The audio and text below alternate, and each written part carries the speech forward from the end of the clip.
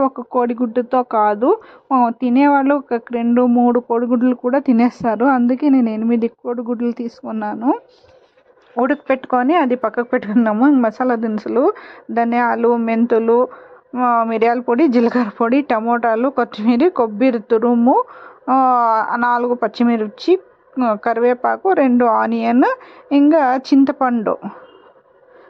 పులుసు కదా, చింతపండు కంపల్సరీ. చింతపండు, కొంచెం బెల్లము, అల్లం వెల్లుల్లి పేస్ట్, ఇంక చింతపండు నానుకుందాము నీళ్ళేసి.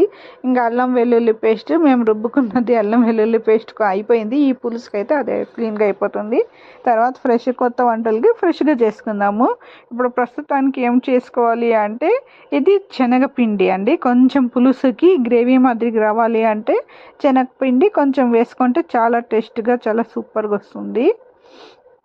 ఇలా వాటర్ వేసి కొంచెము జారెడు